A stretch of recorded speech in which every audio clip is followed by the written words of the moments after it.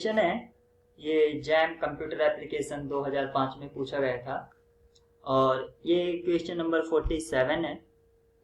तो क्या है कि एक मैट्रिक्स M इस तरह से दे रखा है और एक मैट्रिक्स B है और B की जो एंट्रीज हैं यानी कि ये जो कॉलम वेक्टर्स हैं x1 x2 x3 y1 y2 y3 z1 z2 z3 ये linearly independent eigen vectors of M है।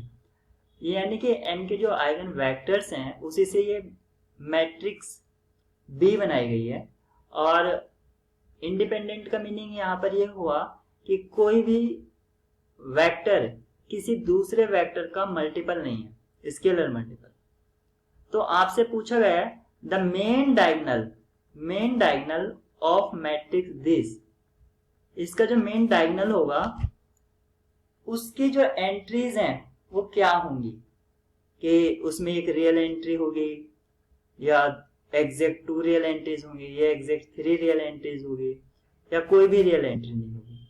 तो जब भी इस तरह से डायगोनल एंट्रीज आइगन वैल्यूज से रिलेटेड या ट्रेस इस तरह से रिलेटेड अगर कोई क्वेश्चन लीनियर अलजेब्रा में इस टाइप से पूछा जाता है तो सबसे पहले मैट्रिक्स जो है उस पर फोकस करना चाहिए कि जो मैट्रिक्स गिवन है वो कोई स्पेशल मैट्रिक्स तो नहीं है, जैसे इनवॉल्यूटरी मैट्रिक्स है और Hermitian, skew Hermitian, symmetric, skew symmetric.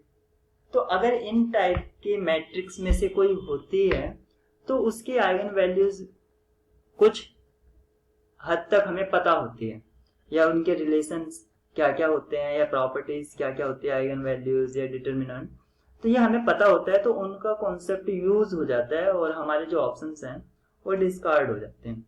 तो यहाँ पर इस पर्टिकुलर क्वेश्चन को मैं एक तरह से दो यानी कि लॉजिक 1 और लॉजिक 2 दोनों से मैं सॉल्व कर रहा हूं। तो पहला तो आप देखेंगे कि ये जो मैट्रिक्स B बनाई गई है ये इसके इंडिपेंडेंट वेक्टर्स यानी कि जो लीनियरली इंडिपेंडेंट वेक्टर्स हैं लीनियरली, तो उसके हेल्प से बनाई गई है। और जो B inverse M B type का होता है ये इसके M की डायगोनलाइज्ड फॉर्म हो गया। M का ये क्या हो गया, डायगोनलाइज्ड फॉर्म हो गया। साथ ही साथ अगर हम M को देखें यहाँ पर तो यहाँ पर देखिए 1 plus iota, 1 minus iota, 2 minus iota, 2 plus iota, 3 plus iota, 3 minus iota, और ये हमारा मेन डायगोनल। और मेन डायगोनल जो है यहाँ पर आप देख सकते हैं कि इसकी रियल एंट्रीज हैं।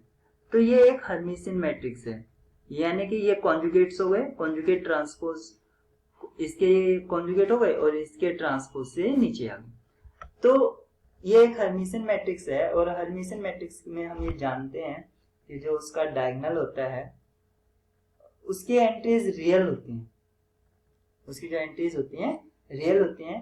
तो ये मैंने आपको बताया कि ये डायगोनलाइज्ड फॉर्म में है। तो और डायगोनलाइज्ड फॉर्म में ये इसकी एंट्रीज होंगी। तो ये इसकी जो होंगी डायगोनल टर्म्स आइगन वैल्यूज होंगी, जो डायगोनल टर्म्स हैं यानी कि डायगोनल एलिमेंट्स हैं वही इसकी आइगन वैल्यूज होंगी। और ये इसकी जब आइगन वैल्यूज होंगी तो आप देख सकते हैं यहाँ पर 3 रियल आइगन वैल्यूज हैं, तो एग्जैक्ट 3 रियल एंट्रीज, ये ऑप्शन सी हमारा ट्रू होगा।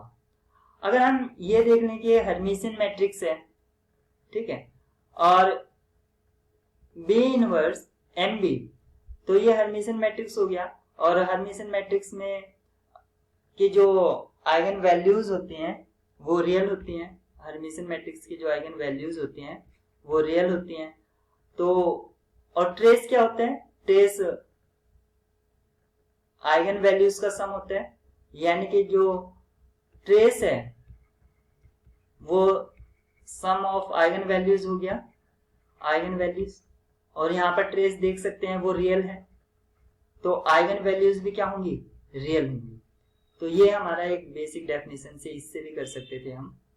तो यहां से भी ऑप्शन सी ट्रू हो जाता है। तो किसी भी वे से करिए आपका आंसर आ जाता है। और यहाँ पर आप देख सकते हैं सभी में एग्जैक्ट यानी कि एग्जैक्टली एग्जैक्ट वर्ड ऐड था, तो उससे ये पता चल जाता है कि अगर एक ऑप्शन ट्रू होगा तो दूसरा तो होगा ही नहीं, क्योंकि यहाँ पर एग्जैक्टली 3 रियल एंट्रीज। तो नो रियल एंट्रीज ये तो डिस्कार्ड हो गया, ये वैसे ही डिस्कार्ड हो गए एग्जैक्ट वर्ड से।